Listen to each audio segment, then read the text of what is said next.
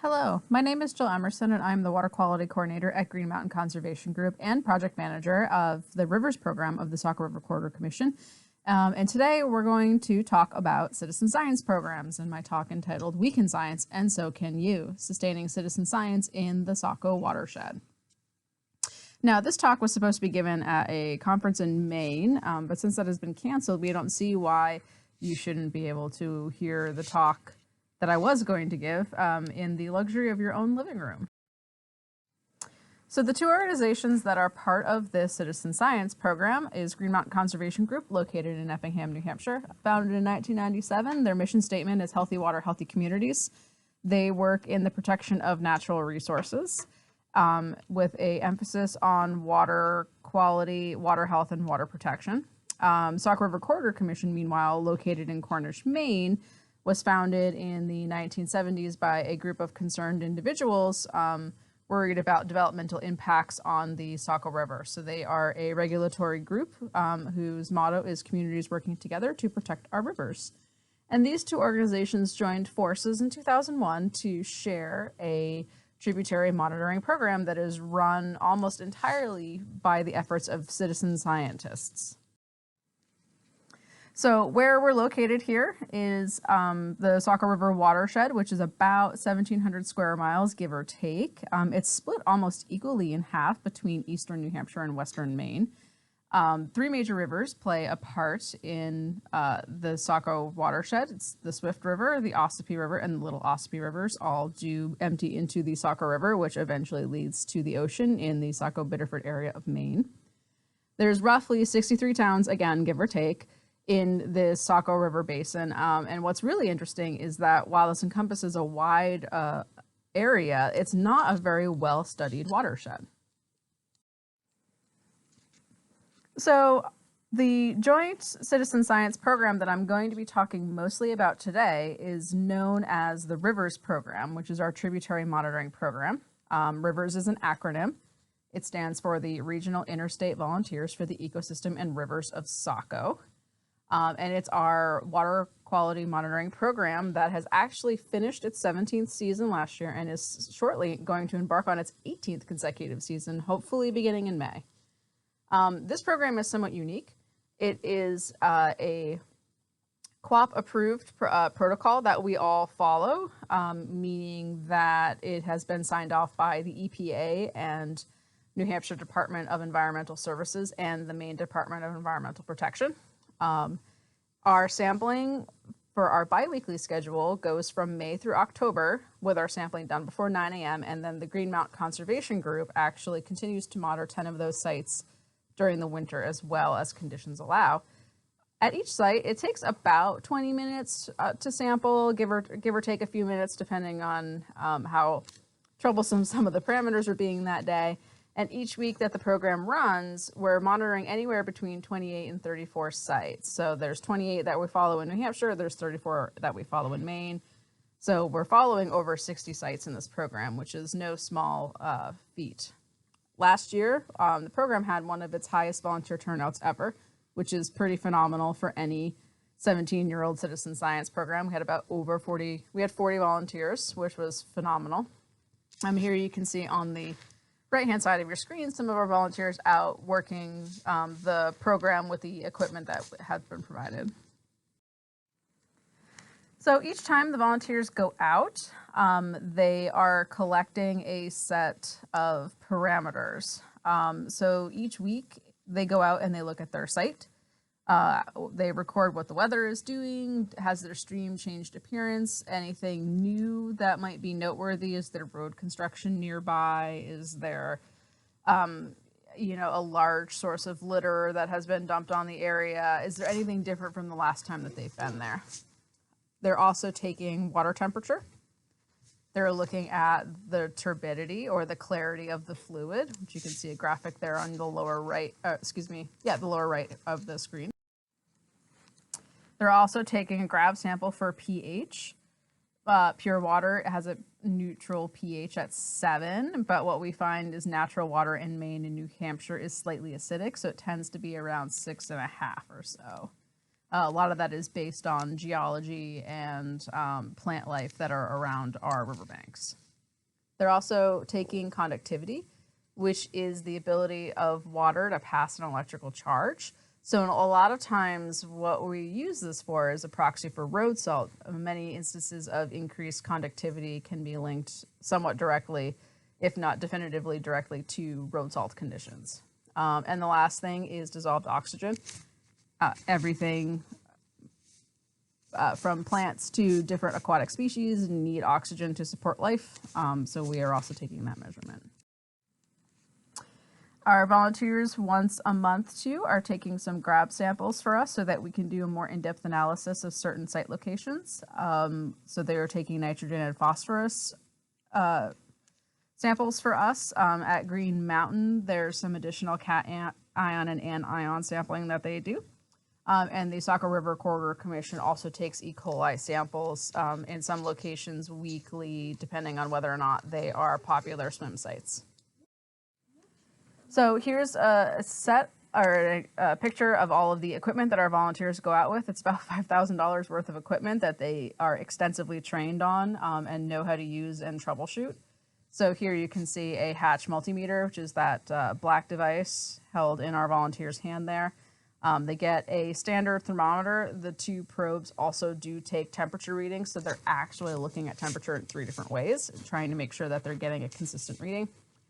Again, there's 2 probes, conductivity and dissolved oxygen probe that gets plugged in. And then here below you can see our turbidity meter, which is just basically a spectrophotometer that our volunteers go out and use. They're also given supplementary equipment like sample bottles, markers, a small first aid kit, and we do provide snacks to our volunteers to go out in the field with. So with the data that we collect from the Rivers program, each town gets a build out of their data that they can use for planning purposes. These data are also used in our educational programs that we run in the school systems, like Trout in the Classroom, and the VBAP program, which is the Volunteer Biological Assessment Program I'm going to talk about in a minute.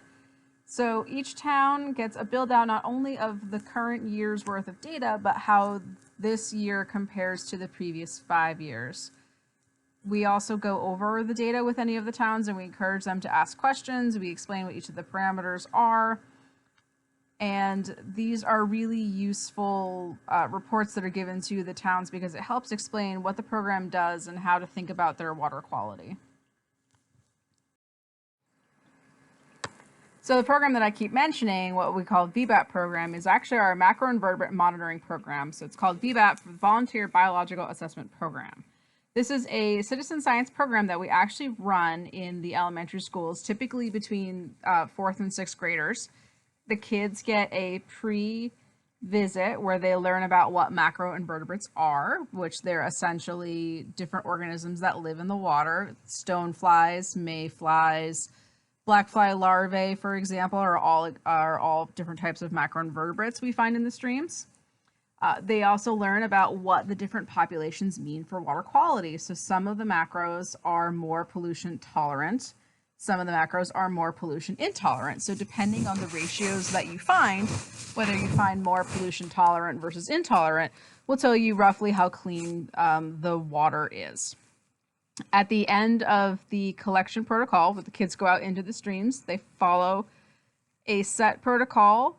They sort their macros for an hour, and then they calculate up the numbers. They then give a community presentation on what those numbers mean. And we also use those data for other programs that we run, like the Trout in the Classroom program, and we do like to compare the VBAP data to our Rivers program.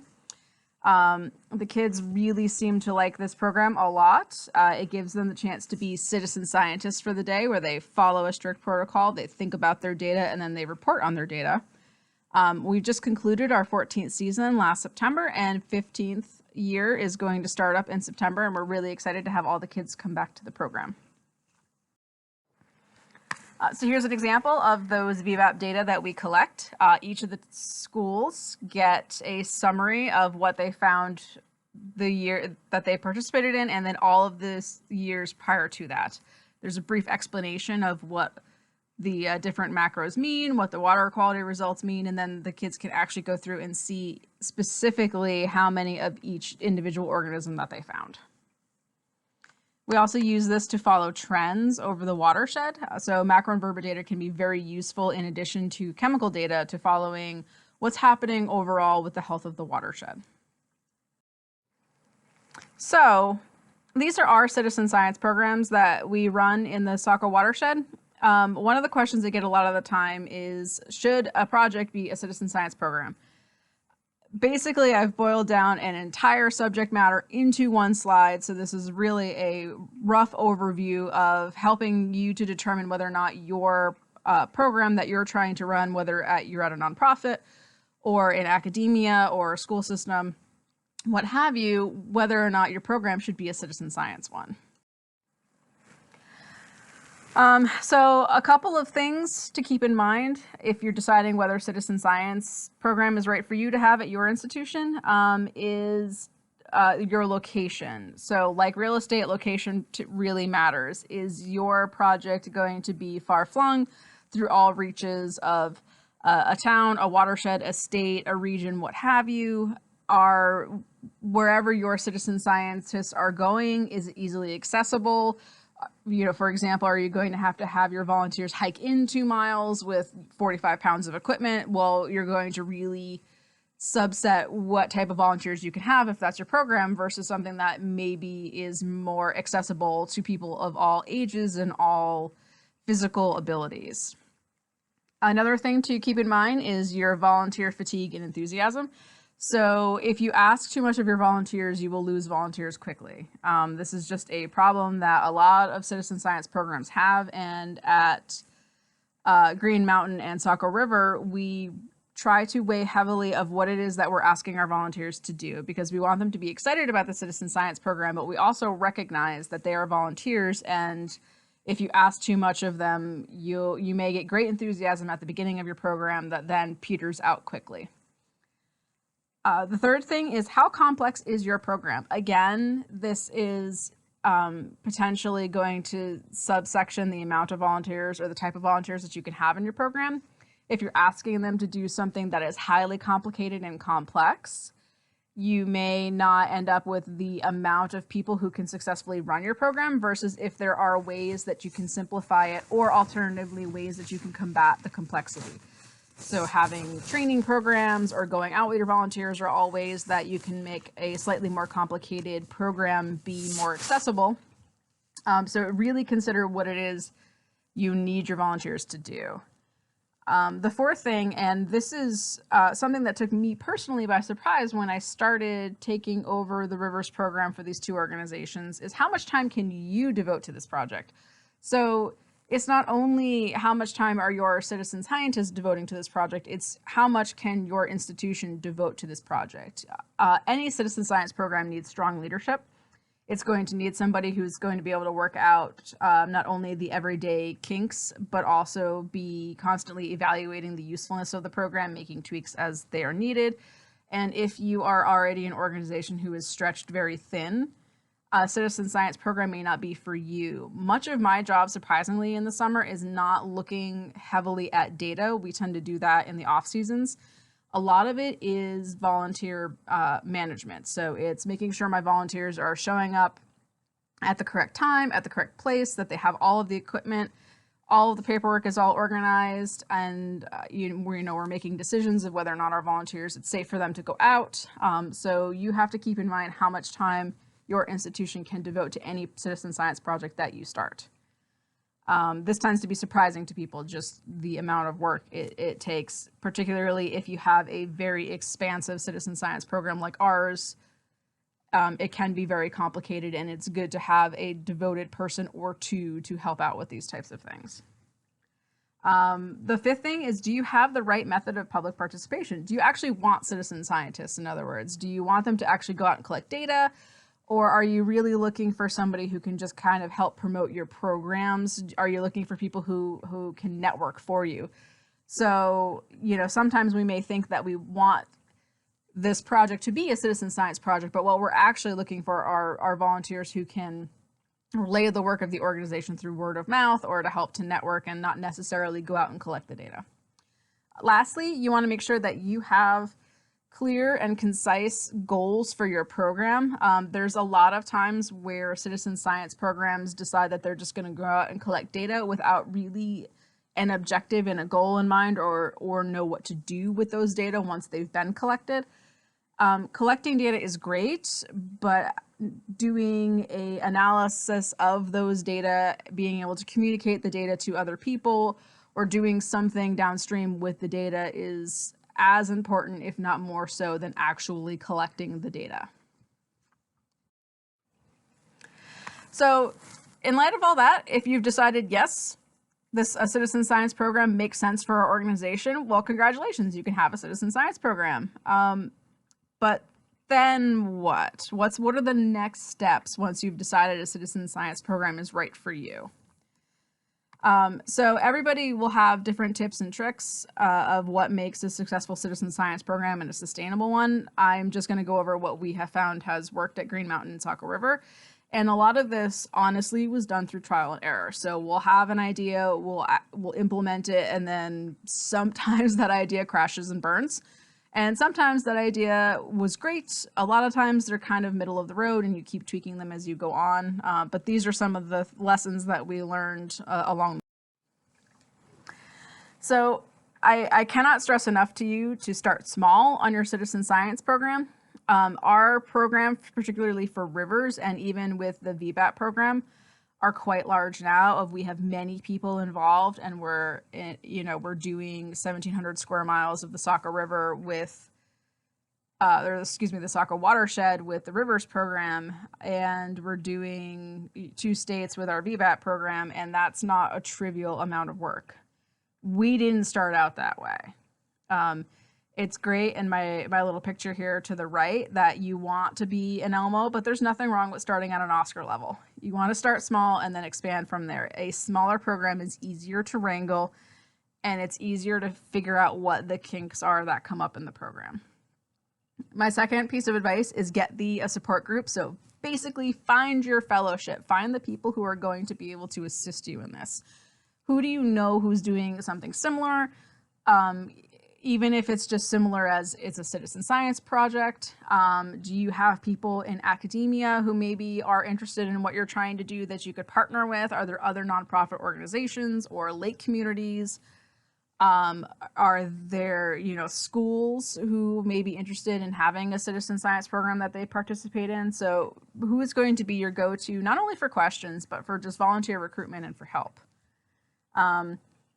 When we started these programs, you can see below here, there's many partners that we use, and this is not even a whole list of them. So for our citizen science programs, we use the EPA, we use New Hampshire Department of Environmental Services, Maine Department of Environmental Protection, we use New Hampshire Cooperative Extension.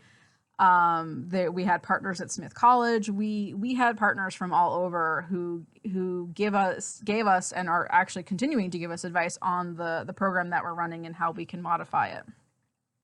So it's really important for you to find your fellowship, whatever it may be. Lastly, I would volunteer for a citizen science project in your area. There is nothing better and nothing that you can learn faster from than actually participating in somebody else's citizen science program. Seeing what these programs are from a volunteer perspective will help you to learn quickly what works and what's not going to work. You can see, hopefully, a very well-constructed citizen science program and pick up on things that you may want to implement into your program. Hopefully, less likely, you'll see what doesn't work. Which unfortunately does happen even in programs like ours. 17 years in, we're still finding out things that don't really work. And so then those are things that you can keep in mind to maybe stay away from in your programs. Equally as important in all of this is your volunteer recruitment. So how do you find the people to do the thing? Your citizen science program is only successful if you can have citizen scientists. So for our groups, what we have found for finding our volunteers is that we use a lot of different medias. We use Facebook, local newspapers, our radio station graciously lets us come on and plug our programs. We do actually get a lot of, quote unquote, business through word of mouth advertisement. We utilize other groups too, so other nonprofits or non-government organizations. Again, you could use schools. We use some of the summer camps to help with our citizen science work. We use conservation commissions and people who sit on them, and we've had participation in the past from the 4-H club, the Girl Scouts. So there's lots of other organizations that maybe you can utilize into your program. Higher up levels than that, potentially there's government volunteers, other colleges and universities, interns. If your organization can have an intern for the summer, they're wonderful. And the AmeriCourse program, which is what Green Mountain is using right now too, to help with a lot of our citizen science programs.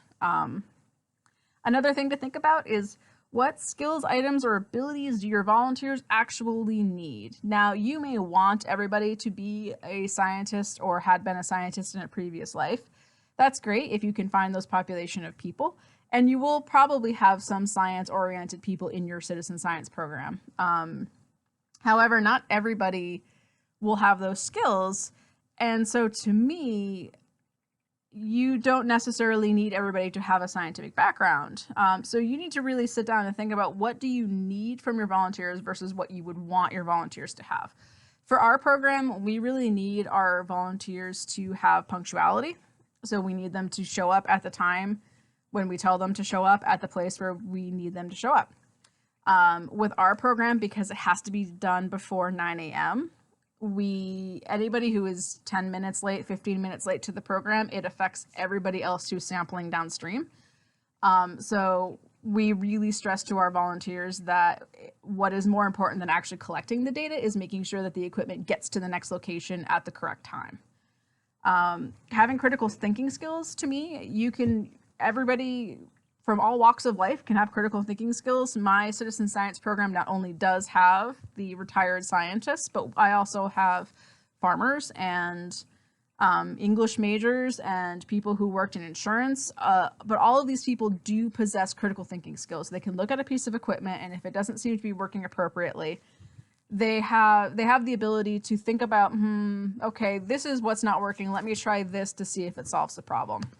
And that's really a critical skill for our particular program, where our citizen scientists are going out with somewhat complicated equipment, that they have the ability that they can do some smart troubleshooting if they get out into the field and things are not working. We also need our volunteers to have reliable transportation. So again, we need them to show up at the time when they're supposed to show up, and we need them to reliably be able to get there. Last thing I will tell you about volunteer recruitment is bribe them with snacks and swag. We get a lot of feedback from our Rivers program that our volunteers love, that when they know they're coming to a training or an informational meeting or the end of the year party, that they always know that they're going to get good food and that they get a t-shirt for participating in the program, and we try to give them other little gifts along the way. So seriously, do this, it works. So once you have your volunteers, how do you keep them? So a lot of times it's easier to get enthusiasm for a citizen science program, but then keeping the enthusiasm going is a real struggle. And so there's probably about 3-ish things that I can tell you broadly that seem to work in retaining our citizen science scientists. Firstly, our volunteers always want to know that what they're doing is time well spent. So who or what is benefiting from your project? Does your project have clear objectives? And then how long is that project for? So basically, volunteers want to know that you have thought about whatever this project is and that this is benefiting someone. Volunteers only have so many hours a week that they're willing to volunteer their time. They want to make sure that where they're volunteering, it matters.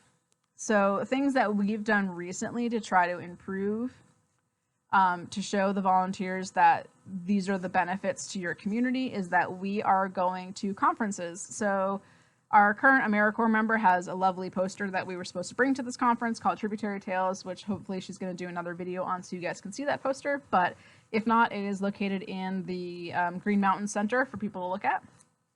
We've spent a lot of time lately too reestablishing ties with state governments. And like I mentioned, we are going around and we're explaining data to local municipalities. So we're trying to show our volunteers that we are bringing the data that you collect back to your own community for them to use.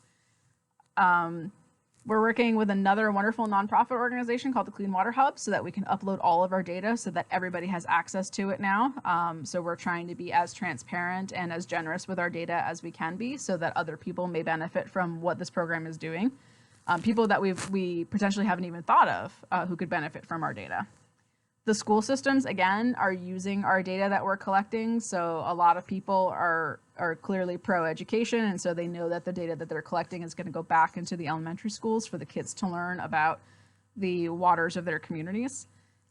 It's also great work experience opportunities for both interns and AmeriCorps members. So we're providing some scientific skills to young people who are going to be entering into the workforce. And we have had the great fortune of our data has been featured in scientific publications, which is a lovely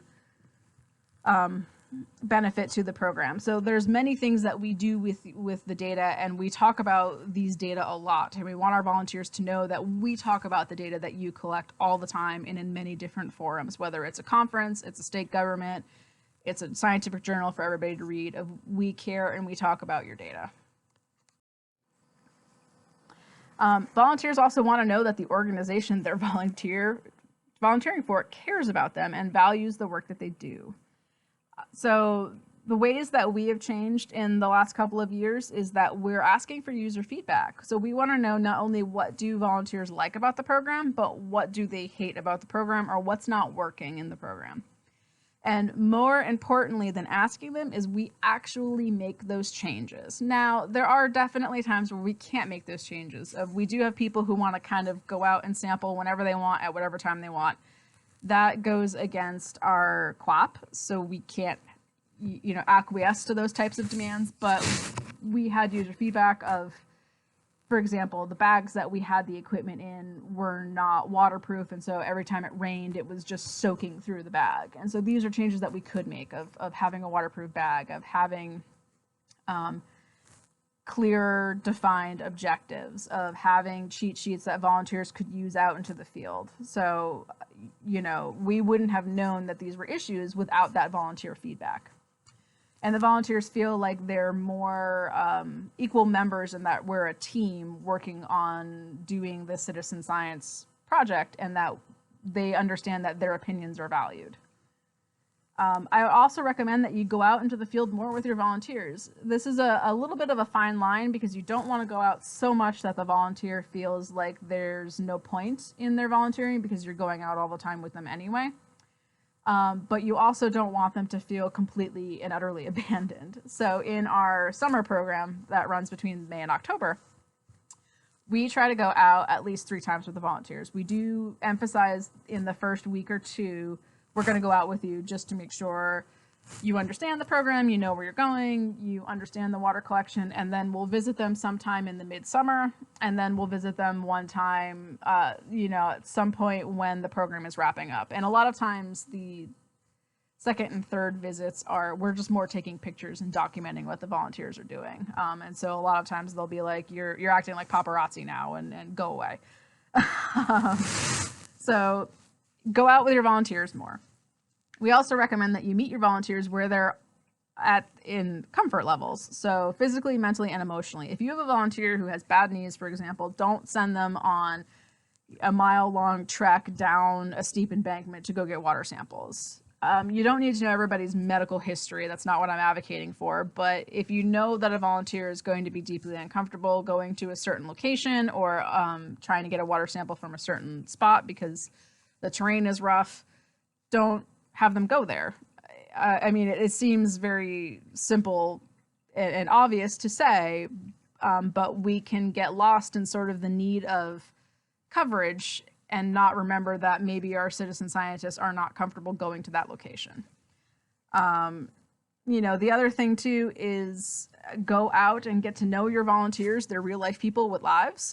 We try not to be overly involved and overly nosy in their questions, but a lot of our volunteers like to tell us stories about their lives. This is one of those things too of if you have a volunteer who's had maybe a recent tragedy of a cat died or what have you, of we make sure our organization sends them a card, or if they have a new grandchild that just got born, we try to send them a card. So we try to just make sure that they recognize the organization sees them as real people with real lives, and things that are happening outside of the citizen science program. Again, I keep harping on this, I know, but it does work. We have a party at the end of the year that all of our volunteers come to. They constantly are getting snacks, they're getting swag, and they love it because they feel like they are, again, part of this team and part of this community. Lastly, one of the biggest changes we've made in the last few years is letting our volunteers know that it's okay to make mistakes. We have a lot of volunteers who have anxiety when they go out into the field of they are petrified of making a mistake. And I think it's really important to let them know that it's okay. The world doesn't end if they make a mistake. You know, the sun will rise the next day. The moon will still be there. The earth will keep spinning. It's okay. But what we also want them to feel comfortable with is knowing how they should proceed if they do make a mistake. So write me a note, give me a phone call, stop into the office, tell me what happened and what kind of support do you need the organization to give you? Do you need another training session? Was it just the equipment seemed to be malfunctioning and there wasn't anything to be done about it? Our volunteers a lot of times will make, on average, one mistake a year. And what we have found is now that they have the comfort level of, okay, I'm going to make a mistake and nobody's going to chew my head off, nobody's going to be upset, that they tend to then not repeat that mistake once they've made it. And I feel like that's really powerful. They're feeling comfortable enough to learn from the experience. And I think that has been a great addition to our program, particularly is giving them the reassurance that nobody is going to be upset, nobody's going to yell at them, nobody's going to bite their heads off. We're all human, we're all going to go out into the field, and we're all going to have a bad day at some point. Lastly, for volunteer retention is that volunteers want to feel comfortable and confident in what they're doing, why they're doing it, and how to do it. So we got a lot of feedback the first year that I joined that the training sessions needed to be a lot better, that they needed to be more comprehensive. Volunteers didn't really know what they were doing and why they were doing it. They could kind of go through the motions, but they didn't really have a firm grasp of what each of the parameters were that they were collecting and why they were important. So what we've done now is we have an informational session so the people can come and learn the program without learning how to use the equipment, without learning all of the technical stuff of just why do we care about each of the parameters we're measuring for, what are the objectives of the program, and why should you be involved. After they have that informational session, about a week or two later, they come back for a more comprehensive training session. So they observe the protocol being done by myself or our AmeriCorps members, and then they are allowed to play with the equipment out by our river and then ask all of their questions that they have about what they don't understand about the equipment, about how to do the protocol. And so we're sort of sitting there and having a hand-holding session. At this time, too, our volunteers do get a step-by-step field manual that is complete with pictures and diagrams of what they should be seeing and how to do the entire sampling from start to finish. So if for some reason they have a massive case of amnesia, they can't remember a single thing from the training session, they should be able to take our manual and start at page 1 and go through the entire protocol and be able to monitor correctly. This has been huge because a lot of our volunteers will be really solid at the beginning of the program on maybe 3/4 of the protocol, and then inevitably they'll get to one step of it and forget exactly how to use the equipment or how they should be sampling, and now they feel confidence in having this manual out with the field with them, because if they go, oh, I don't remember how to do this, I can just, look at the table of contents, go to page whatever, and read how to do the protocol, and oh, look, there's pictures of the actual pieces of equipment and the things they should be seeing. If they forget their manual, we keep a quick guide in each of the bags for them. So it's great if they have their manual. If not, they should be able to find the quick guide that is broken down into sections on how to work each piece of equipment and how to do the sampling. And lastly, we've created a small business card for the water quality monitors to give to other people who are interested in the program. So a lot of times, our volunteers are out in the field, standing in the middle of the water with all of these probes in, and people who happen to be strolling on by typically ask questions of, hey, what are you doing? What is this? What are you monitoring for? And that sometimes answering those questions can cause anxiety in some of our volunteers, and we don't want them to feel anxious and put on the spot that they now have to explain this program to everyone. So we now have a business card that they can hand curious people passing by, and the card directs them to our website and gives them a little bit of information on the program, and like I said, reverts them to the website so they can look up more of it. This has helped alleviate the anxiety of some of our water quality volunteers, because now they don't feel like they have to know everything about the program to explain it to somebody else.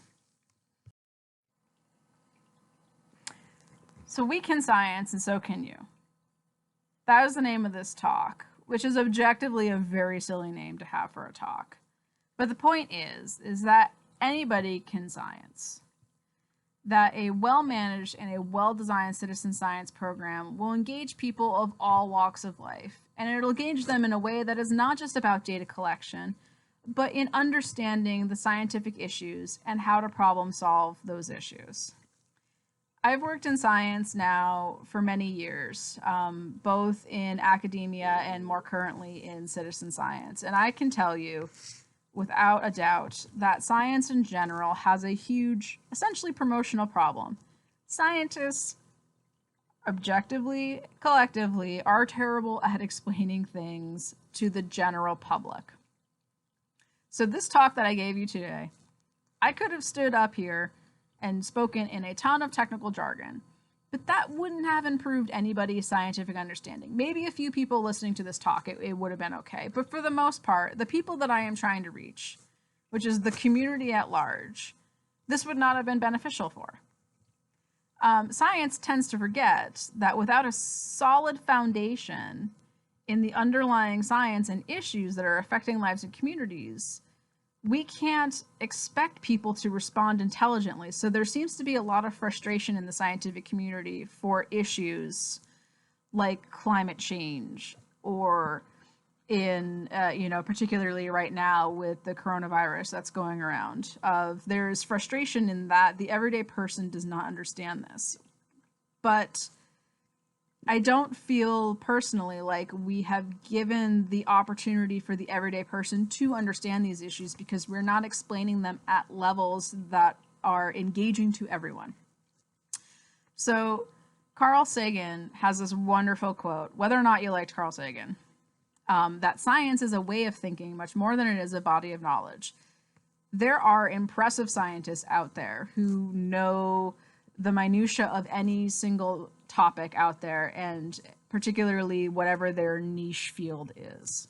And that's wonderful, and those people are brilliant, and I'm never going to take that away from them. But a lot of times what you see, the scientists that tend to be more successful are the ones who have been able to engage a broader audience. So the ones that we know about, the Bill Nyes, the Neil deGrasse Tysons, they are very brilliant people, but they have done a great job at explaining science to people of all levels of understanding. And so the real strength of a citizen science program is the education of your volunteers, and I cannot stress that enough. A citizen science program, a good one, will lower common barriers of entry into science and allows everybody to become a meaningful participant. It also helps reduce the stigma that science is an elitist thing. Science is not an elitist thing. Science is for everyone. Science is for all. And science impacts everybody's life every single day, whether or not you are aware of it. And a good citizen science program will be empowering and inclusive to everybody, and that everyone is an equal member of a scientific community. And that is really where a citizen science project done right will help out a community. I promise, you can science. So, on that note, happy sciencing. I promise you've got this. It's going to seem overwhelming to start your citizen science program, but you can do this.